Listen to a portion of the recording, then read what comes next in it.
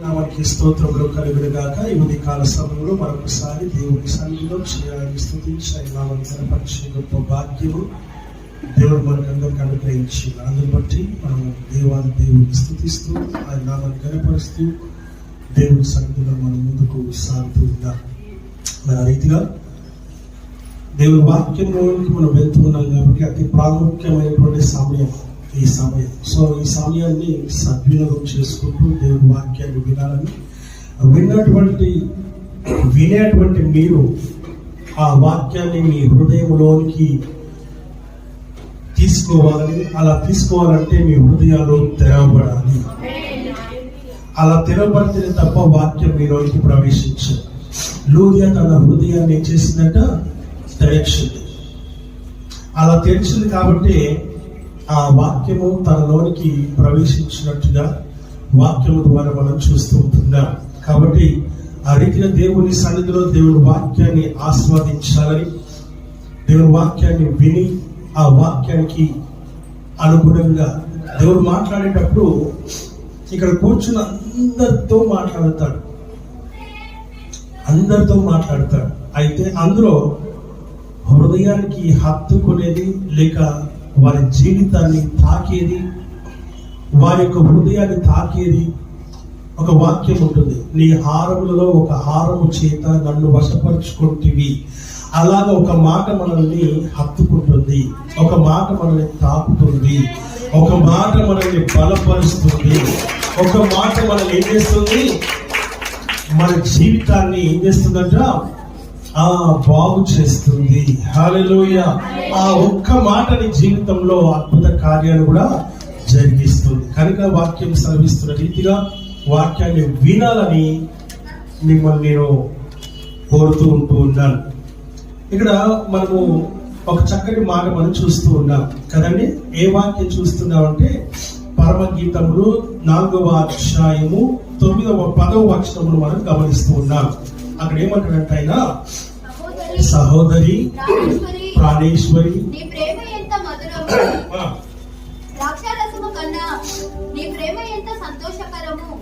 నీవు పూసుకొని పరిమళ తైలముల వాసన సకల కంద వర్గముల కన్నా సంతోషకరం.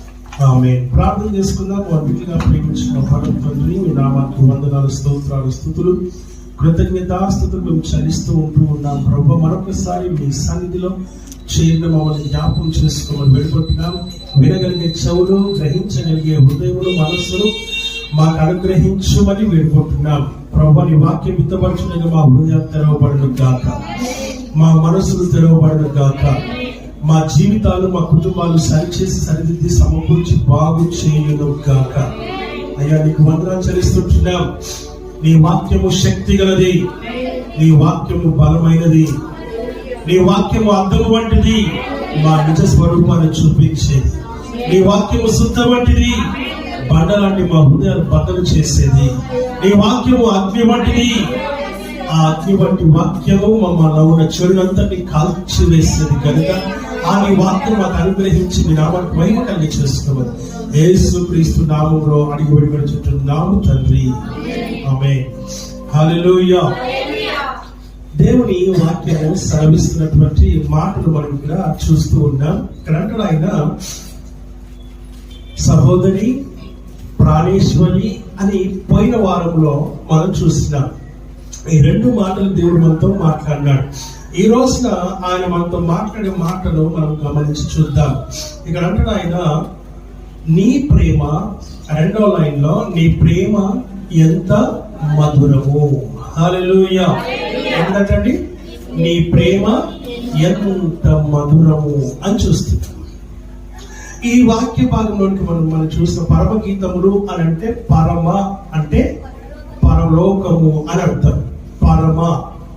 పరమ గీతములు అనగా పరలోకానికి సంబంధించినటువంటి పాటలు అని మనం చూస్తూ ఉన్నాం.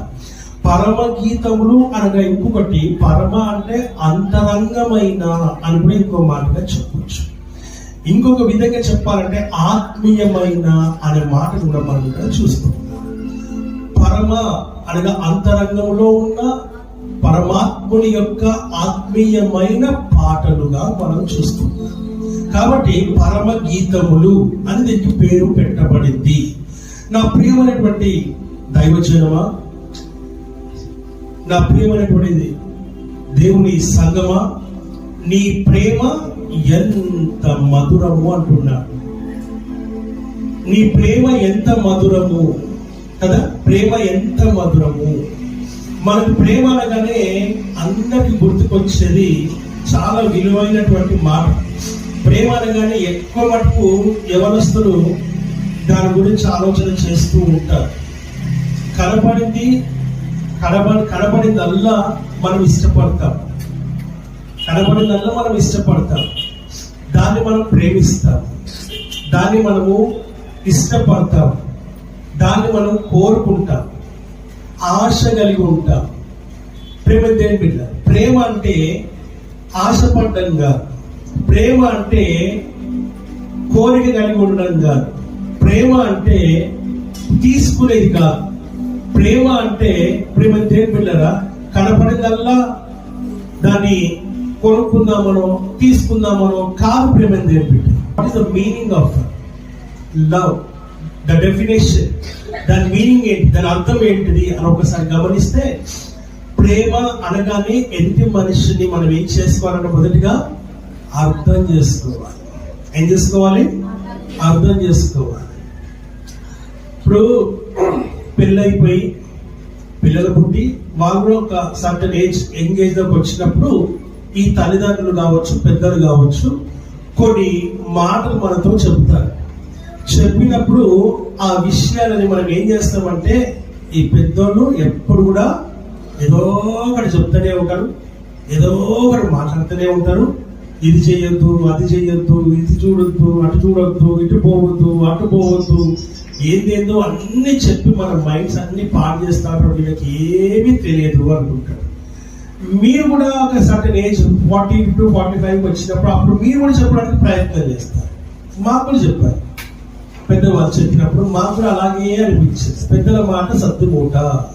అది ఎందుకు చెప్తారంటే, అనుభవించి, చూసి, గ్రహించి, ఆలోచించి, సత్యమేందో, నిజమేందో, అబద్ధమేందో అన్ని తెలుసుకొని ఒక అవగాహనకు వచ్చిన తర్వాత వాళ్ళు మనకు చెప్పడం మొదలు పెడతారు. అవి చెడ్డ మాటలు కావు, మంచి మాటలు. ఎలాంటి మాటలు అవి? మంచి మాటలు. నేను కూర్చోబెట్టి నీతో మాట్లాడుతున్నారంటే దాని అర్థం ఏంటంటే నేను ప్రేమిస్తున్నానని అర్థం. అదే ప్రేమ అంటే. ప్రేమ ఏంటంటే ఇది, ఇప్పుడు వాడు చెడిపోతూ ఉంటే, పడిపోతూ ఉంటే, జారిపోతూ ఉంటే, బురదలో పడుతూ ఉంటే, బావిలో పడుతూ ఉంటే, లోకంలో పడిపోతూ ఉంటే, వాడు చెడు కార్యానికి లోనైపోతూ ఉంటే చూస్తూ కూర్చునే వాళ్ళు ఉంటారు చూసారా, వాళ్ళు ప్రేమించే వాళ్ళు కాదు. నాకెందుకు వచ్చిన గొడవ, నాకేం అవసరము. ఇప్పుడు వీళ్ళేమనుకుంటారంటే, వాళ్ళని చూసి ఎంత మంచోళ్ళు, అసలు ఏం మాత్రం కూడా మాట్లాడట్లేదు అనుకుంటారు. పడిపోయినాక, చెడిపోయినాక, మొత్తం పాడైపోయిన తర్వాత చెప్పొచ్చు కదా, మాకు మేము తెలుసుకునే వాళ్ళం కదా అనేప్పుడు మాట తర్వాత మాట్లాడతాం. అంత అయిపోయినాక, పడిపోయినాక, చెడిపోయినాక. అలా పడిపోతూ చెడిపోవద్దని చెప్పేటువంటి మాటలు ఏవైతే ఉన్నాయో సత్యం. నిన్ను ప్రేమించి, నేను ఇష్టపడి, నువ్వు చెడిపోవద్దని, పడిపోవద్దని, జారిపోవద్దని, తొట్టిల్లిపోవద్దని, నీ జీవితం నాశనం అయిపోవద్దని నీకు ఒక హెచ్చరిక చేస్తున్నప్పుడు ఆ హెచ్చరికకు నువ్వు లోబడి ఉండాలని దేవుని వాక్యము ద్వారా మనం ఇక్కడ గమనిస్తున్నాం. ఎప్పుడైతే నువ్వు ఆ మాటకు లోబడతావో, లోబడే జీవితం, లోబడే హృదయం, లోబడే మనసు ఎప్పుడు వస్తుంది అంటే నువ్వు ప్రేమ కలిగినప్పుడు వస్తుంది. వారు ప్రేమ కలిగే చెబుతూ ఉన్నారు. ప్రేమ లేకపోతే నీకు చెప్పరు. చెప్పకుండా ఉండేవాళ్ళు నీ పైన ద్వేషం, ఈర్ష, కోపం, బాధలు కలిగిన సంగతిని నీవు గ్రహించాలని వాక్యము ద్వారా మనం ఇక్కడ గమనిస్తూ ఉన్నాం. ఆమేన్. నా ప్రేమ, ప్రేమ ఎంత మధురం. ప్రేమలో ఏముందంట? కాపుదల ఉంది. ప్రేమలో ఏముందంట? దాపెట్టుకునేది ఉంది. ప్రేమలో ఏముందంట? కపటము లేదు. ప్రేమలో పగలు లేవు. ప్రేమలో ఈర్ష్యలు లేవు. ప్రేమలో ప్రేమ జరిపిన ఎటువంటి ఆ యొక్క విషమైనటువంటి హృదయాలు, మనసులు, ఆలోచనలు, తలంపులు లేవు. ఏమున్నాయి దాంట్లో అంటే నిన్ను అర్థం చేసుకునేటువంటి మనసు ఉంది. కాబట్టి ప్రేమ లేకుండా నిన్ను ప్రేమించి నీకు చెబుతూ ఉన్నటువంటి మాట, ఆ ప్రేమను కలిగి ఆయన మన దగ్గరికి వచ్చాడు. ఆ ప్రేమను ఉన్నది కాబట్టే ఆయన పరలోకాన్ని విడిచిపెట్టాడు. ప్రేమ ఉన్నది కాబట్టే తండ్రి అయిన దేవుని ఆజ్ఞకు లోబడ్డాడు. ప్రేమ ఉన్నది కాబట్టే ఆయన కూడా ప్రేమించాడు. కాబట్టే తండ్రి అయినటువంటి దేవుని యొక్క మాటకు లోబడి ఆయన నీ కోసం, నా కోసం, మనలో ఉన్న పాపమును తీసివేయడానికి ఈ లోకానికి వచ్చినట్టుగా వాక్యము ద్వారా మనం చూస్తున్నాం. ఎవరు కూడా లగ్జరీ లైఫ్ ను వదిలిపెట్టుకొని గుడిసెలోకి రమ్మంటే రారు. కానీ ఆయన వచ్చాడు, నా దేవుడు వచ్చాడు, నా రక్షకుడు వచ్చాడు, నా విమోచకుడు వచ్చాడు, నా నీతిమంతుడైనటువంటి దేవుడు వచ్చాడు. నిన్ను కాపాడడానికి, నిన్ను సంరక్షించడానికి, నిన్ను లేవనెత్తడానికి, నిన్ను నడిపించడానికి, నిన్ను బాగు చేయడానికి, ఆత్మీయంగాను శారీరకంగాను నిన్ను ఆయన స్వస్థపరచడానికి ఆయనే స్వయంగా దిగి వచ్చినట్టుగా దేవుని వాక్యము ద్వారా మనం చూస్తూ ఉన్నాం. ఆయన ప్రేమకు ఎటువంటి హద్దులు లేవు. There is no boundaries. ఆయనకి ఎటువంటి హద్దులు లేవు ఆయన ప్రేమకి. మన ప్రేమలకు హద్దులు ఉన్నాయి. మన ప్రేమలకు ఏమున్నాయి? హద్దులు ఉన్నాయి. We have limits, but God doesn't have any limits. అది దేవుని యొక్క గొప్ప ప్రేమకు నిదర్శనం. వాక్యం సెలవిస్తున్న మాటలు మనం చూస్తున్నాం.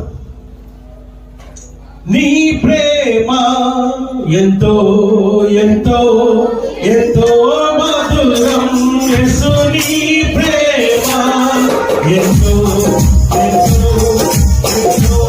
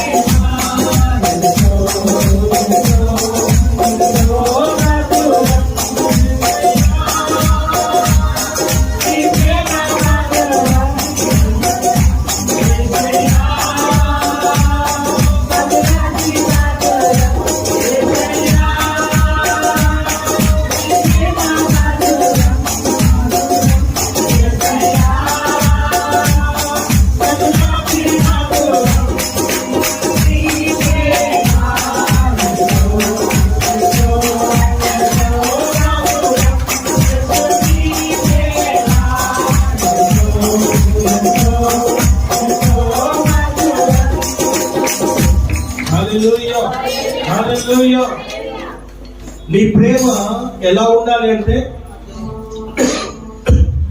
ఎదుటి వ్యక్తి అది ఎవరైనా కావచ్చు.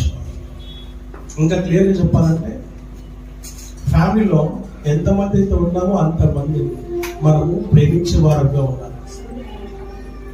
హల్లెలూయా, హల్లెలూయా. చిన్న మాట, మన ఇంటికి ఒక కొత్త వ్యక్తి వచ్చాడు ఇంటికి.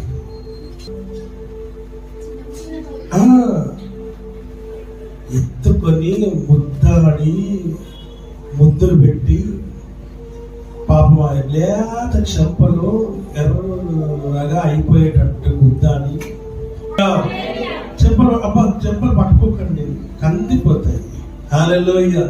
ఈ వ్యక్తిని బాగా ప్రేమిస్తారు కదండి. హల్లెలూయా, హల్లెలూయా. దేవుని వాక్యం సెలవిస్తున్న మాట మనం చూస్తుంటాం. నా ప్రేమ దేవుని బిడ్డ వాక్యం సెలవిస్తున్న మాట ఏంటంటే, a new person in the house, in the family. నిజం చెప్తున్నాను, ఈ వ్యక్తిని బాగా ప్రేమిస్తారు. ఆ విషయాన్ని మనం ఇక్కడ జ్ఞాపకం చేసుకోవాలి. అది ఎవరైనా సరే అందరూ ప్రేమిస్తారు, అందరూ ప్రేమిస్తారు. ఎంత గొప్ప విషయం కదండి. చిన్న దగ్గర నుంచి పెద్దల దాకా, ఇక చిన్నపిల్లలు అయితే ఇంకో 2-3 years ఉన్న పిల్ల, ఆ అమ్మాయి అయితే ఇక తమ్ముడు పట్టుకొని లాలిస్తూ పనవడానికి ప్రయత్నం చేసి, ఆడిస్తాడానికి ప్రయత్నం చేస్తూ ఉంటారు. చిన్నప్పుడు ఏంటంటే ఆ ముడి అడుగులు వేసుకొని పరిగెత్తుకొని పోయి తమ్ముడికి ఇది అయింది, అదే అయింది, ఎడిస్తున్నాడు, ఏదో ఒకటి చెప్తా ఉంటది. ఎంత ప్రేమ. What I mean to say is, ఎదుటి వ్యక్తి, అది ఎవరైనా సరే, భార్య అయినా, భర్త అయినా, లేక తల్లి అయినా, తండ్రి అయినా, అక్క చెల్లెలు, అన్నదమ్ములైనా, ఎవరైనా సరే, మన ఇంట్లో వ్యక్తిని అలా కొత్తగా వచ్చినటువంటి చంటిపుడిని ఎలాగైతే చూసి మనం ప్రేమిస్తూ ముద్దాడుతున్నామో అంటే దాని అర్థం ఏంటంటే అర్థం చేసుకోవాలి, అంతగా ప్రేమించాలి. ఏం చేయాలి? హల్లెలూయా, హల్లెలూయా. అర్థం చేసుకునే మనసు రావాలి, అర్థం చేసుకునేటువంటి హృదయం కావాలి, అర్థం చేసుకునేటువంటి ఆలోచన, తలంపు కావాలి. వచ్చిన ఎప్పుడైతే నువ్వు అర్థం చేసుకుంటావో, ఎప్పుడైతే నువ్వు అర్థం చేసుకునే మనసు ఎప్పుడు వస్తుందో అప్పుడు ఆ వ్యక్తి నువ్వు ఇష్టపడుతుంటావు. ప్రేమ అనగానే ఇష్టపడడం కాదు, అర్థం చేసుకుంటే ఇష్టపడతావు, అర్థం చేసుకోకపోతే ఇష్టపడవు. నా ప్రభువు, నా రక్షకుడు ఈ లోకంలోకి వచ్చినప్పుడు నిన్ను ఆ చంటి బిడ్డలాగానే చూశారు. ఆయన చూశారు కాబట్టి పాపంలో ఉన్న నిన్ను, లోకంలో ఉన్న నిన్ను, చెడులో ఉన్న నిన్ను, బురదలో ఉన్న నిన్ను, మట్టి పూసుకున్న నిన్ను, బూరదలో ఉన్న నిన్ను ఆయన పైకి లేవనెత్తి నీ రక్తమును కడిగి నీ నాభి సూత్రాన్ని కోసి ఆయన రక్తంలో నిన్ను కడిగినట్టుగా దేవుని వాక్యం ద్వారా మనం ఇక్కడ చూస్తూ ఉంటూ ఉన్నాం. అంత గొప్ప ప్రేమ నా దేవుని ప్రేమ, నా రక్షకుడి ప్రేమ, నా యొక్క ప్రేమ దేవులరా, నా స్నేహితుడు ఆయన. ఆమేన్. నా స్నేహితుడు ఆయన, నన్ను అర్థం చేసుకున్నటువంటి వ్యక్తి, మనుష్య కుమారుడు, నన్ను అర్థం చేసుకునే నా రక్షకుడు, దావీదు కుమారుడు ఆయన. నా ప్రియమైన వారులారా, దేవుని వాక్యం సెలవిస్తున్న వారు మనం చూస్తున్నాం. ఆయనని మనం చాలాసార్లు చెప్తున్నాం, మరొకసారి చెప్తున్నాం, పర్వాలేదు. ఒక కుష్ఠరోగినైనా సరే హత్తుకున్నాడు ఆయన. ఒక పాపము చేత పట్టబడిన స్త్రీని తీసుకొచ్చిన అమ్మాని పిలిచినటువంటి తత్వం, హృదయం, మనస్సు ఆయనది. అందరూ ఆమె చెడునే చూశారు కానీ ఆయన ఆమె చెడును చూడలేదు. కాదంటే ఆమెను చంటి బిడ్డలాగా చూశాడు ఆయన. ఈ కుమార్తె నా బిడ్డ, ఈ కుమార్తె నా కుమార్తె అనుకున్నాడు ఆయన. కనుకనే ఆమెని ఏం చేశాడు? అమ్మా అని పిలిచాడు ఆయన. పిలిచి ఇక మీద పాపము చేయకు, ఎవరైనా ఏమలేదు కదా, ఇక వృత్త జీవితాన్ని జీవించమని చెప్పాడు ఆయన. ఆమేన్. అంత గొప్ప ప్రేమ. హల్లెలూయా. నీ జీవితంలో ఒక కొత్త వ్యక్తి వచ్చినప్పుడు, నీ బ్రతుకులోకి ఒక కొత్త వ్యక్తి వచ్చినప్పుడు, నీ కుటుంబంలో ఒక కొత్త వ్యక్తి వచ్చినప్పుడు నువ్వేం చేయాలి? ఆ కుటుంబంలో ఉన్నటువంటి వ్యక్తులందరూ కూడా ఆ చంటి బిడ్డను ముద్దాడినట్టుగా ముద్దాడాలి, అర్థం చేసుకోవాలి. ఆమేన్. హల్లెలూయా, హల్లెలూయా. అలా అర్థం చేసుకున్నప్పుడే నిజమైన ప్రేమ నీలో. ఆమేన్. హల్లెలూయా, హల్లెలూయా. వాక్యము సెలవిస్తున్నటువంటి మాటలు మనం ఇక్కడ చూస్తూ ఉంటున్నాం. ఆయన అన్ని వదిలిపెట్టేసి వచ్చాడు. ఏం చేశాడు ఆయన? చెప్పండి. ఆయన అన్ని వదిలిపెట్టేసి వచ్చాడు. ఈరోజు నీవైనా, నేనైనా, మనమైనా కూడా ఏసైనా వేసై నమ్ముకున్నప్పుడు అన్ని వదిలిపెట్టేయాలి. లోకంలో ఏం చేయాలి? ఇది చెప్పరా? ఈ లోకంలో అన్ని వదిలిపెట్టాలి. దేవుని నమ్ముకున్నప్పుడు, దేవుని నమ్మిన తర్వాత, మారు మనసు రక్షణ బాప్తిజము తీసుకున్నాక ఈ లోకంలోని అన్నింటిని వదిలేయాలి, అన్నింటిని వదిలేయాలి, అన్నింటిని దూరం చేసుకోవాలి. అలా దూరం చేసుకోకపోతే ప్రేమ దేవుని బిడ్డను దేవుణ్ణి ప్రేమించలేవు. నువ్వు ఆయన అర్థం చేసుకోలేవు. ఆయన ప్రాణ త్యాగం ఏదైతే ఉందో దాన్ని అర్థం చేసుకోలేవు.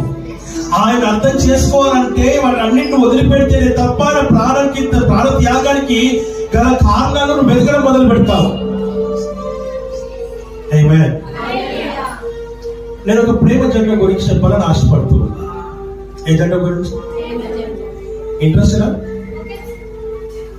ఇంట్రెస్ట్ ఉందా లేదా? హల్లెలూయా. ఈ టైంలో మా ప్రేమ జంట గురించి. హల్లెలూయా, హల్లెలూయా. మీరు అనుకుంటున్నారు ఏంటంటే లోకానుసారమైన ప్రేమ జంట గురించి అని మీరు అనుకుంటున్నారు కదా? కాదు.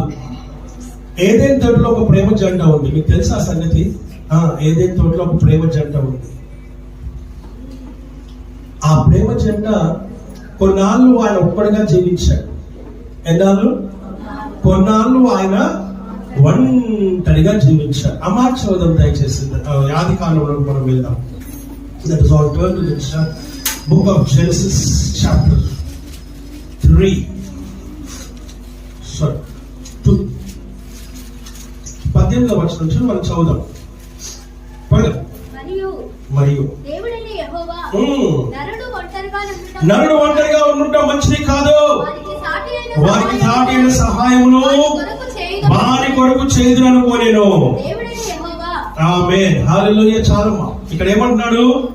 నరుడు ఒంటరిగా ఉండటం మంచిది కాదు, వానికి సాటి అయిన సహాయము చేయుదును అనుకొని ఏం చేశాడంట? వారి కొరకు చేశాడు. ఆమేన్. ఇప్పుడు సాటి అయిన సహాయము భార్యగా తీసుకొచ్చాడు. నరుడు ఒంటరిగా ఉండటం మంచిది కాదని కొన్నాళ్ళు వాడు ఒంటరిగా ఉన్నాడు. ఉన్నటువంటి ఆయనకి ఇప్పుడు ఏం చేశాడంట? ఒక చక్కటి అమ్మాయిని తీసుకొచ్చాడు. ఎక్కడికి వచ్చింది అని అంటే ఆయన ప్రక్కటి ఎముకలో నుంచి ఒక ఎముక తీసి ఆ ఎముకను స్త్రీనిగా నిర్మించి ఆమేన్. హల్లెలూయా. ఏం చేశాడు? ఆయన దగ్గర తీసుకొచ్చి ఇదిగో ఈమె నీకు సాటి అయిన సహాయము అన్నాడు. ఈమె నీకు భార్య అయి ఉంటుంది అన్నాడు. అనగానే ఆయన అన్నాడు, ఇదిగో నువ్వు నాలో నుంచి తీయబడ్డావు గనక నారి అనబడును. అనగా నాది, నారి, నాది, నారి, నాది. నారి అంటే స్త్రీ, నాది అంటే నాకు సంబంధించింది. నువ్వు నా భార్యవి, నా భార్యవి అంటే సరిపోదు. నా భర్తవి అంటే సరిపోదు. నా సొత్తు అంటే సరిపోదు. ఎప్పుడు అవుతుంది? అనుకోకుండా ఏదైనా తప్పు జరిగింది అనుకున్నాం కాసేపటికి.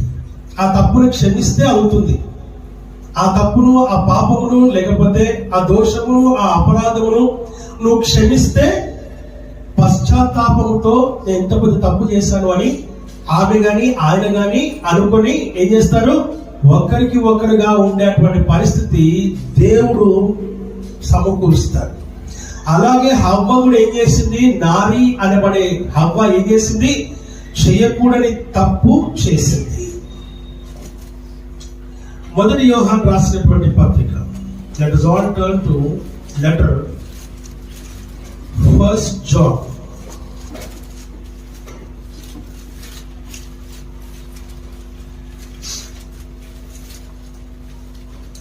ఐదవ అధ్యాయం 3వ వచనం. మనం ఆయన ఆజ్ఞలను గైకొనుటయే దేవుణ్ణి ప్రేమించుట. ఆయన ఆజ్ఞలు భారమైనవి ఎంత మాత్రము కావు.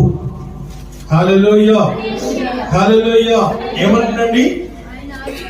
ఆయన ఆజ్ఞలను గైకొనుటయే దేవుణ్ణి ప్రేమించుట. ఆజ్ఞ అతిక్రమమే పాపము. పాపము చేయి ప్రతివాడు ఆజ్ఞను అతిక్రమిస్తూ ఉన్నాడు. ఆజ్ఞ అతిక్రమించిన ప్రతి వాడు కూడా పాపములో ఉన్నాడని దేవుని వాక్యం సెలవిస్తుంది. ఆ పాపమే హవ్వ చేసింది. చేసినటువంటి హవ్వ ఈ నరుడు ఏం చేస్తున్నాడు? ఇప్పుడు ఇక్కడ హవ్వలో పాపంలో పాలు పంచుకుంటున్నాడా? కాదు. ఆమె తప్పు చేసింది. ఏ తప్పు చేసింది అంటే ఆజ్ఞను అతిక్రమించింది, దేవుని మాటను మీరింది, దేవుని ఆజ్ఞను మీరి చేయకూడని తప్పు ఆమె చేసింది. ఆమె హల్లెలూయా.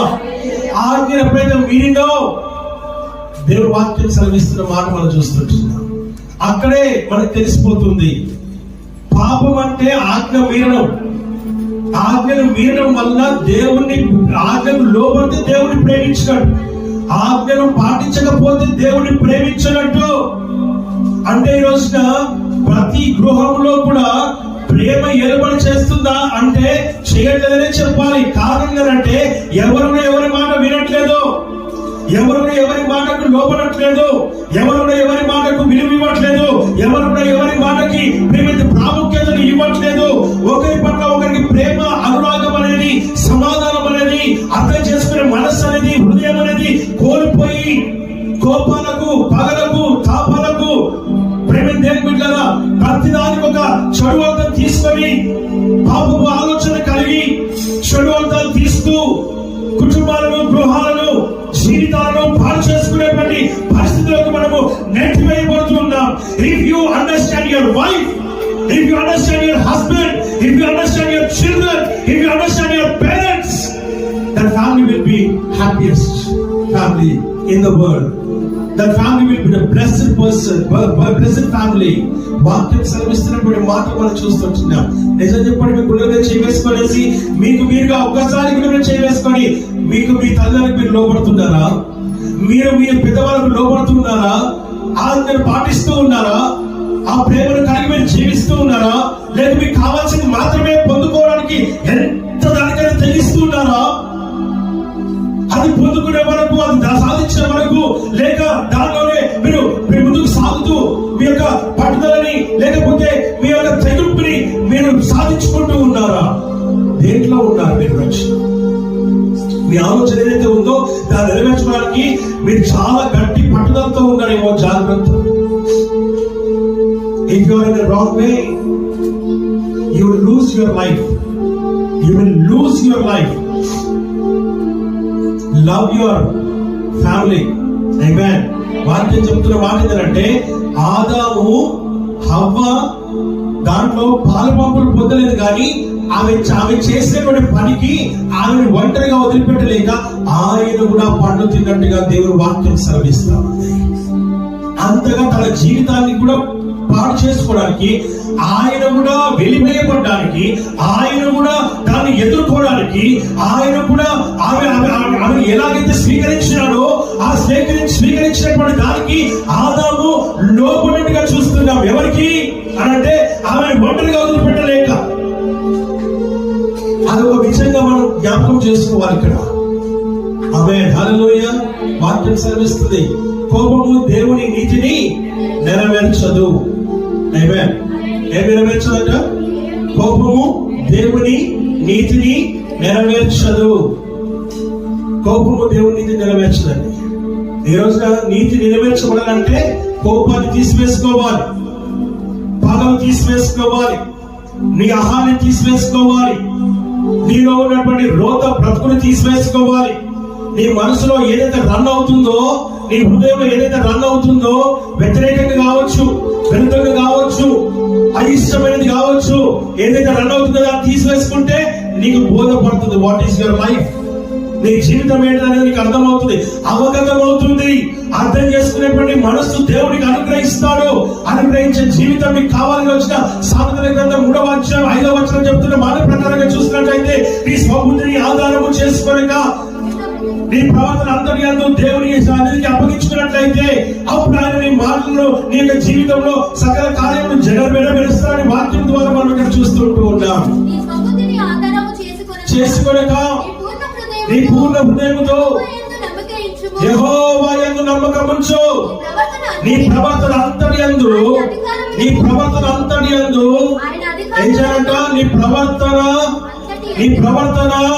అంతటి యందు ఆయన అధికారంలో ఒప్పుకోవాలి.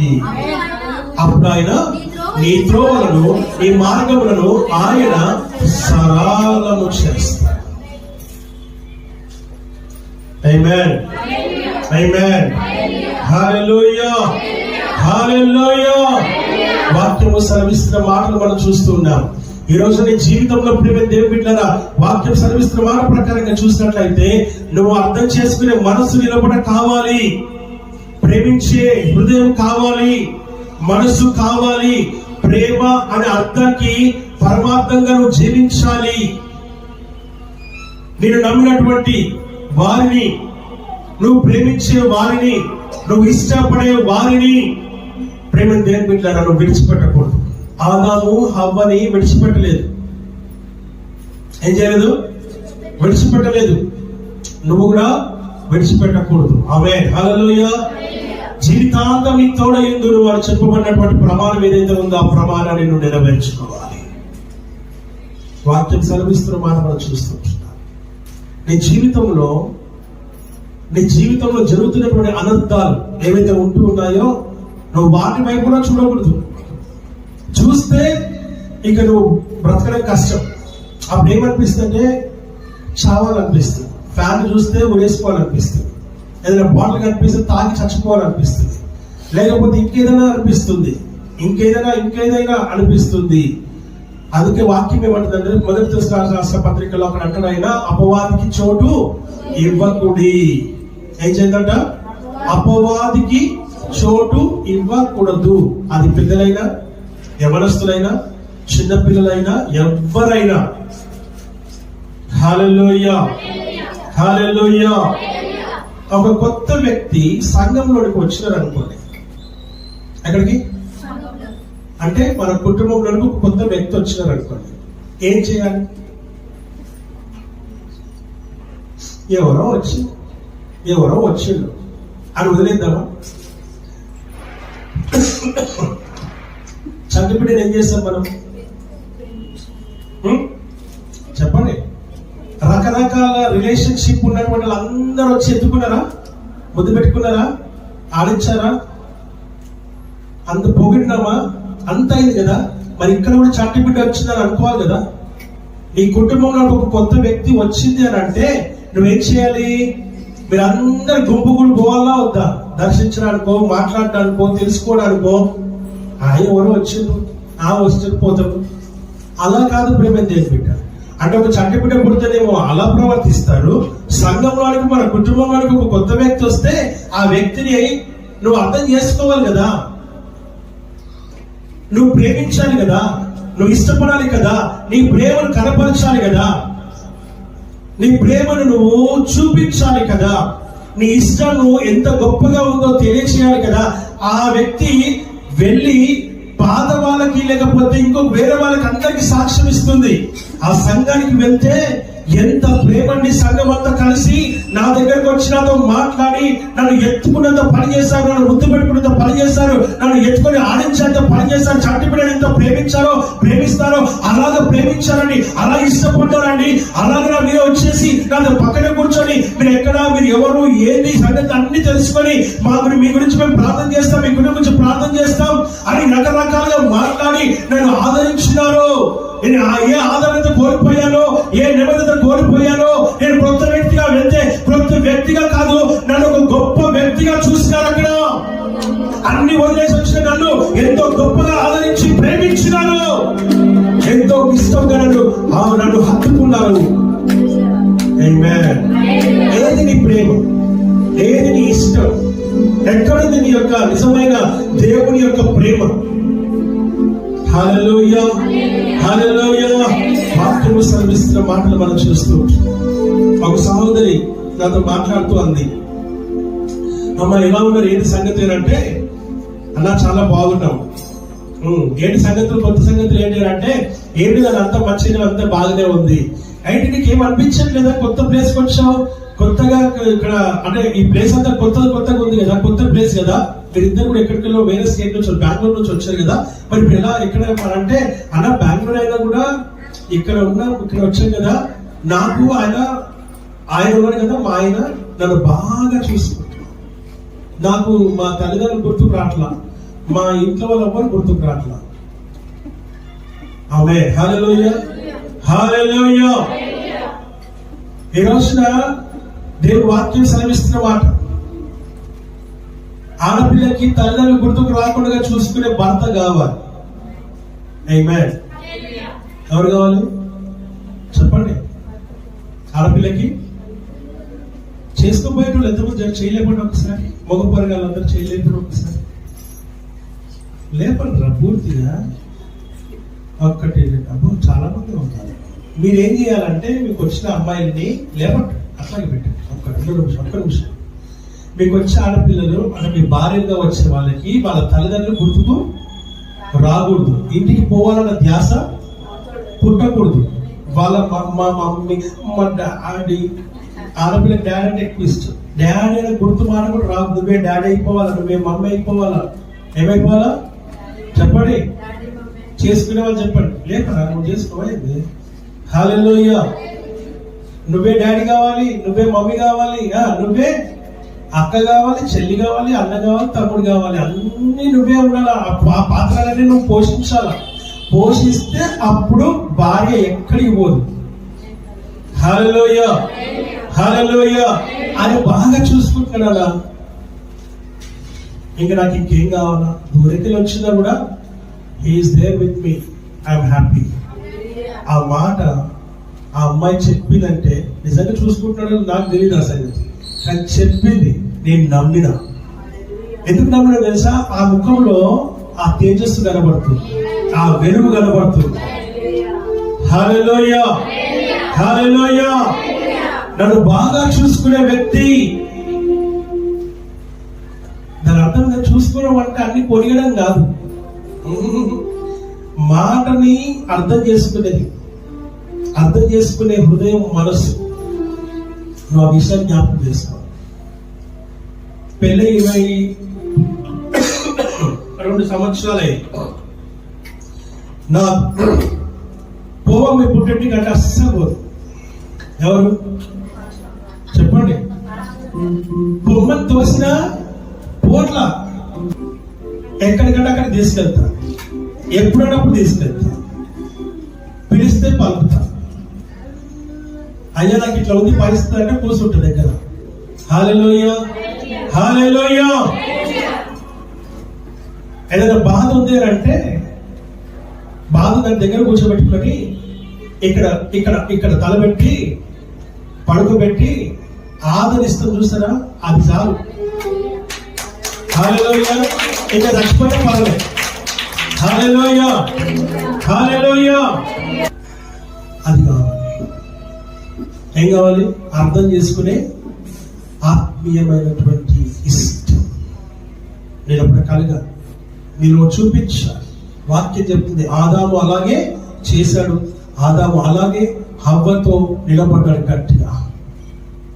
ఒక చక్కటి మాట చెప్పాలని మీకు ఆశపడుతున్నాను. ఇంకొక ప్రేమ జంట కూడా ఉంది. ఆమేన్. హల్లెలూయా హల్లెలూయా. ఆయనే మొన్నటి వరకు మనం మాట్లాడుకున్నాం. ఎవరైనా యాకోబు గారు ఎవరిని ప్రేమించాడు? ఎవరిని? ఎన్ని సంవత్సరాలు పనిచేశాడండి చెప్పరే? 7 years, రైట్? ఆమె దొరకలేదు, లేయ వచ్చింది ఆమె ప్లేస్ లో. మళ్ళీ ఏం చేశాడు? మళ్ళా 7 సంవత్సరాలు పనిచేశాడు. అంటే ఆమె కోసం ఎన్ని సంవత్సరాలంట? 14 సంవత్సరాలు పనిచేసి ఆమెని సంపాదించుకున్నాడు. అంటే ఎంత ప్రేమిస్తే అనే మాటనే ఒకలాంటి వైబ్రేషన్స్ వస్తున్నాయి కదా. అసలు ఆ మాట పక్కకు పడేస్తే అర్థం చేసుకున్నాడు. ఆమె అయితే నాకు కరెక్ట్ అనుకున్నాడు. అనుకున్నప్పుడు అనుకున్నట్టుగానే ఉండాలి. ఎలా ఉండాలి? అనుకున్నావు అని అంటే అనుకున్నట్టుగానే ఉండాలి. అంటే దాని అర్థం ఏంటంటే అలాగా ఆమెని ప్రేమ దేనిపెట్టారు. ఆయన్ని నువ్వు కూడా ఆయన్ని, ఆమెైనా ఆయనైనా, ఆమె ఆయన్ని, ఆయన ఆమెని. ఆమె హల్లెలూయా. ప్రపంచమంతా ఒక దిక్కు, మీరిద్దరు ఒక దిక్కు అయి ఉన్నారు. ఫ్యామిలీని చూసుకోవాలి, ప్లస్ పిల్లల్ని చూసుకోవాలి, అట్ ద సేమ్ టైం ఒకరిని ఒకరు చూసుకోవాలి. ఆమేన్. హల్లెలూయా. ప్రేమ ఎంత మధురం అంటే అట్లా ఉందామా? మధురమేనా? మధురమైనది. హల్లెలూయా. నా సొంత ప్రేమ కదా. ఇప్పుడు వాడుకోవాలి, అట్లాగే వాడుకోవాలి. మనం ఏమని వాడుకోవాలి? నిజంగా అందరూ సంతోషంగా ఉన్నారా? చూస్తే ఏదో 2-3 ముఖాలు చూస్తే ఒకలా కనబడుతుంది, వేరే కనబడుతుంది. హల్లెలూయా. అందరు హ్యాపీయేనా? అందరు హ్యాపీయేనా? హల్లెలూయా, హల్లెలూయా. పాడు. మధురమైనది నా యేసు ప్రేమ, మరపురానిది నా తండ్రి ప్రేమ.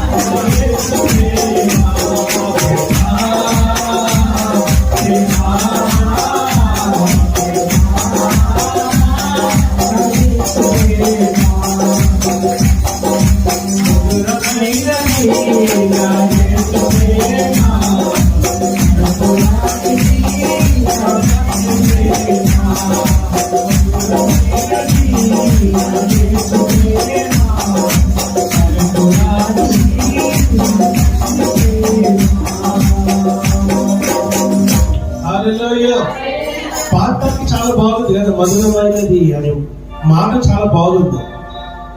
మాట బాగుంటే చూపిస్తే ఇంకెంత బాగుంటుంది. జామ్ బాటిల్ చూసారు, జామ్ బాటిల్ తీసుకొనేసి షుగర్ కానీ బెల్లం కానీ తీసుకొని తినేటప్పుడు ఎలా ఉంటుంది? దాని టేస్ట్ ఎలా ఉంటుంది? ఎలా ఉంటుంది? తీయగా ఉంటుంది. ఎలాగా? తీయగా. ఒకవేళ చెడిగా ఉంది అనుకోండి, మటన్ కర్రీ, చికెన్ ఫ్రై ఇవన్నీ బాగా మంచి వాసన వస్తుంది, మసాలా వాసన.